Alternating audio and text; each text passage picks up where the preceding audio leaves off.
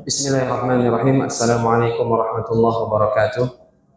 Alhamdulillahirabbil alamin wa bihi nasta'in ala umuri dunya waddin. Asyhadu an la ilaha illallah wahdahu la syarika lah wa asyhadu anna Muhammadan 'abduhu wa rasuluhu la nabiyya wa rasuluhu ba'da amma ba'd.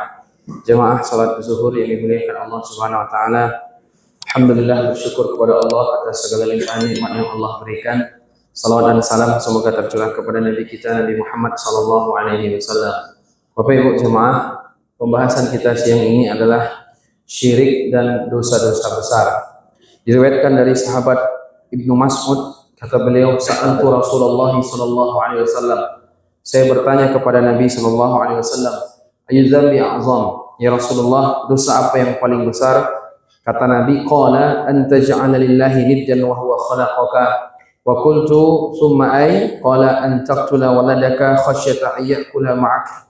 Qultu thumma ay? Qala an tuzani halilata jarika. Muttafaqun alaih.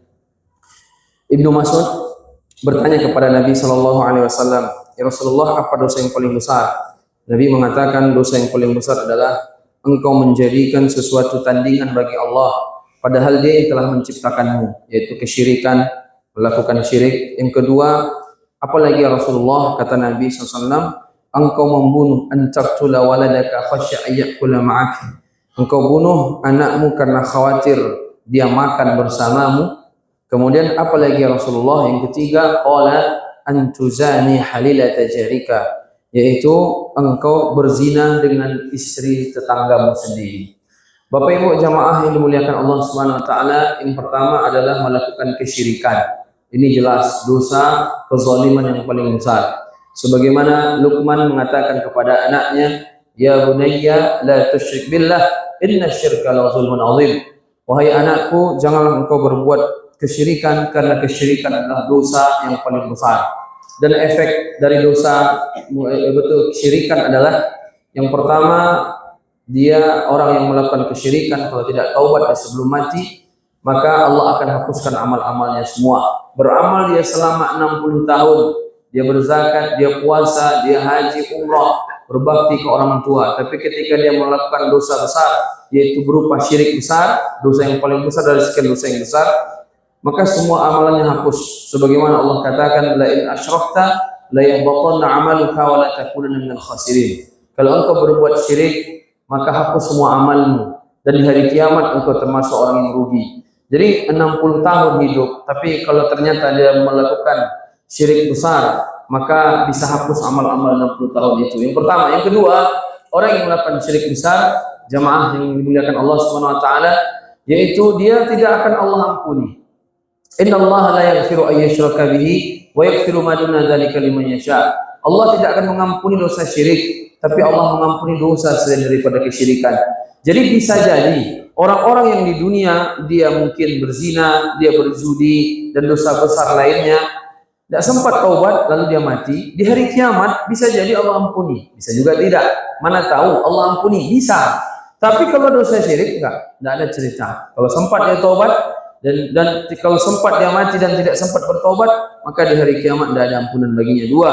Yang ketiga, Allah haramkan dia masuk surga. Allah katakan, "Innahu may yusyrik billah faqad haramallahu 'alaihi jannah." Orang yang berbuat syirik, maka Allah haramkan surga baginya. Jadi jamaah, dosa besar, apa syirik besar, 3 konsekuensinya. Di antara ciri, yaitu contoh syirik besar adalah kita minta tolong sama jin, datang minta tolong sama dukun, apalagi yang jadi dukun langsung. Nah, ini masalah ini. Kemudian yang kedua, jemaah yang dimuliakan Allah Subhanahu wa taala, kata Nabi sallallahu alaihi wasallam, di antara dosa besar adalah antaqtula waladaka khasyata ayyakula ma'ak, yaitu engkau bunuh anakmu. Pembunuhan dosa besar yang luar biasa. Jemaah yang dimuliakan Allah, kata Nabi sallallahu alaihi wasallam, "La yazal mu'min fi fushatin min dinihi ma lam yusib daman haraman."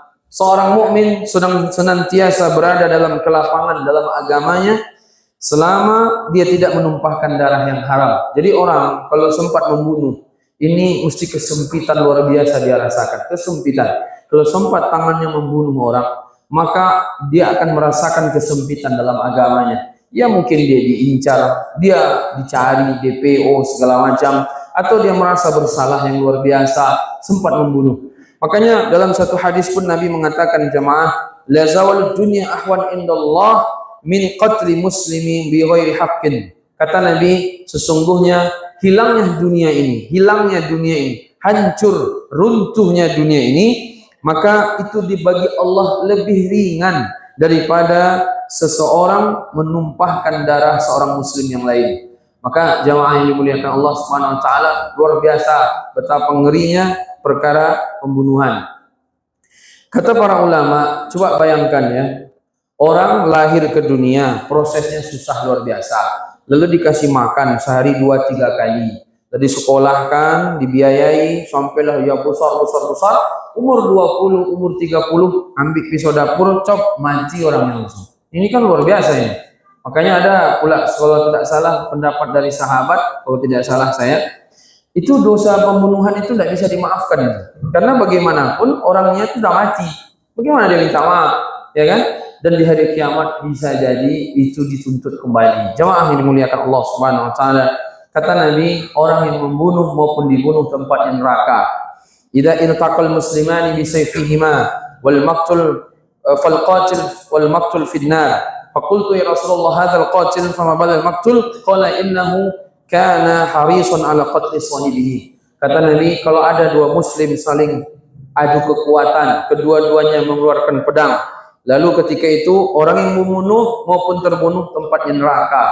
Lalu ketika itu sahabat mengatakan, ya Rasulullah, bagaimana dengan orang yang terbunuh? Kalau orang yang membunuh, oke lah. Yang terbunuh bagaimana? Masa neraka juga? Kata Nabi SAW, innahu kana harisan ala qatli sahibihi. Orang yang terbunuh itu pun aslinya pengen juga bunuh orang yang membunuh itu. Makanya yang terbunuh pun neraka pula. Maka jemaah, tidak ada membunuh sesama muslim itu, tidak ada. Berkelahi pun tidak ada. Sebenarnya sesama muslim berkelahi pun tidak cocok. Apalagi sampai bunuh-membunuh. Berkelahi itu sama siapa tahu? Sama orang kafir berkelahi itu. Tapi kalau sama muslim tidak, lisan aja. Tidak, udah doakan, ya kan? Karena laporkan ke Pak Polisi, kan begitu aja. Maka jamaah yang dimuliakan Allah Subhanahu wa taala, tidak ada gunanya bunuh-membunuh itu. Apalagi ya berkelahi nggak ada gunanya. Apalagi sampai bunuh-membunuhan, ya kan? Nah, betapa Islam ini sangat memperhatikan masalah darah. Maka besok di hari kiamat yang pertama dihisab dari seorang mukmin adalah masalah darah. Kalau haknya dengan Allah, yang pertama dihisab tentang sholat. Tapi kalau haknya kepada manusia, yang pertama dihisab tentang darah. Maka jamaah yang dimuliakan Allah, jangan sampai tangan kita ini membunuh. Apalagi bunuh diri sendiri. Wah, ini kawat lagi nih kan. Sekarang ini agak tren juga orang bunuh diri ya. Anak-anak mahasiswa kuliah akhirnya bunuh diri. Orang-orang yang ini buat surat dia, ibu bininya, lakinya, bininya, anaknya berapa orang, dia bareng-bareng bunuh diri. Ada juga buat surat kepada anak yang satu lagi, kamu tolong jaga diri ya, papa sama mama ngajak adik-adik untuk bareng-bareng ke alam barzah. Ada pula kayak gitu, ya kan? Nah, ini dihukumnya nih, ya, su'ul khotimah ini kayak gini. Dipikirnya selesai urusan di dunia ini, masuk urusan yang lebih berat tentunya kan? Karena tidak paham agama dan kurang iman, ya, depresi jadinya kan? Awalnya apatis, habis itu depresi dia. Jemaah, kemudian yang ketiga, kata Nabi SAW, di antara dosa besar adalah antuzani halilata jarika, yaitu engkau menzinai tetangga. Oh, ini luar biasa ini.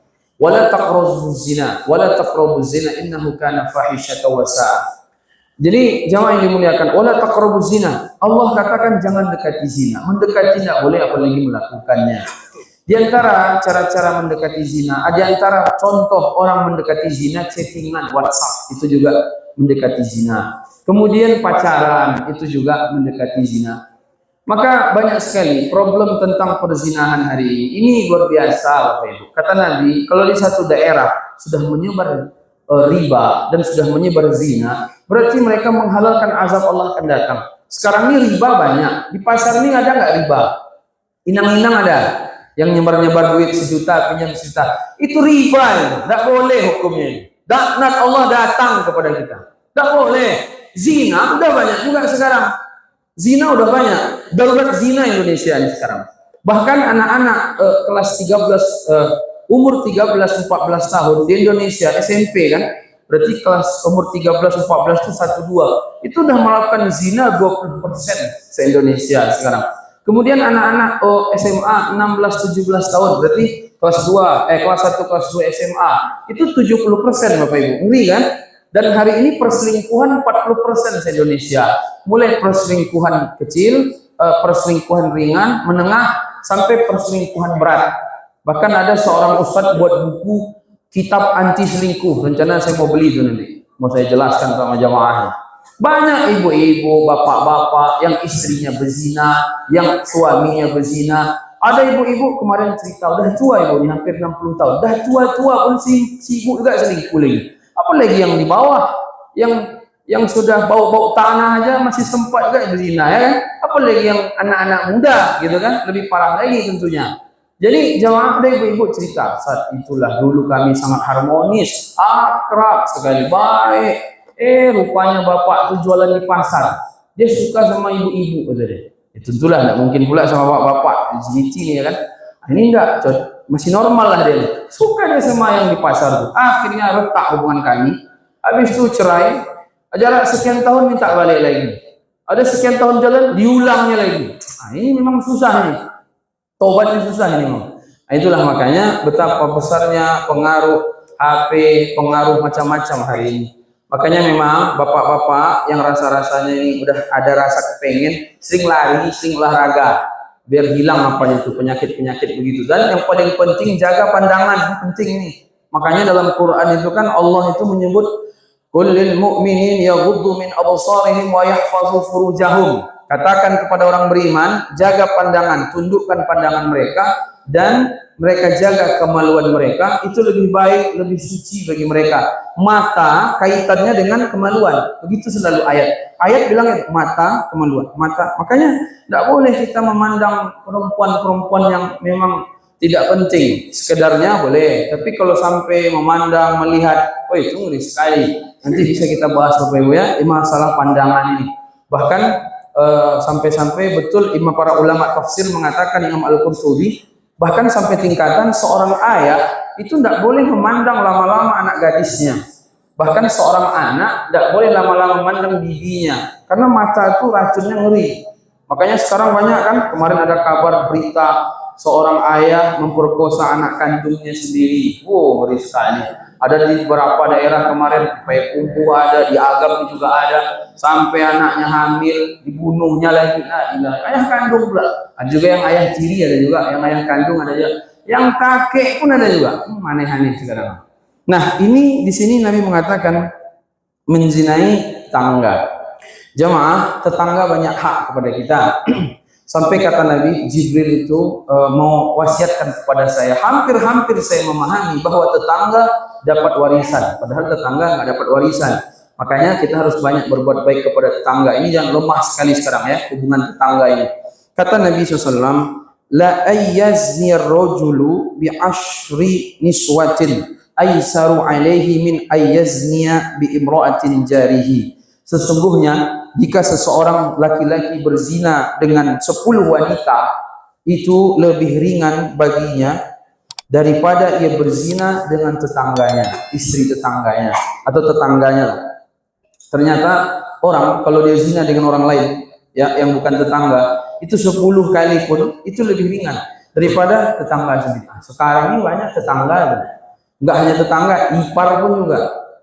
Ya kan? Tetangga, ipar, pokoknya parah sekarang. Maka bapak-bapak, ibu-ibu yang punya anak perempuan, tolong dijaga baik-baik anaknya, karena hari ini ngeri sekali di lapangan ini. Cuman kita ini aja belum kayak sok-sok tak tahu apa bego enggak jelas katanya sekarang nih. Nah, inilah bagaimana suasana darurat zina di Indonesia hari ini. Dan kalau di luar negeri nggak usah bahas lagi. Di kita ini kan Islam kuat. Makanya satu-satunya agama yang menolak LGBT habis-habisan, menolak zina habis-habisan cuma Islam ini. Tapi kalau Islamnya sudah begini, apalagi yang lain gitu kan? Wallahu a'lam bishawab. Cukup sekian. Assalamualaikum warahmatullahi wabarakatuh.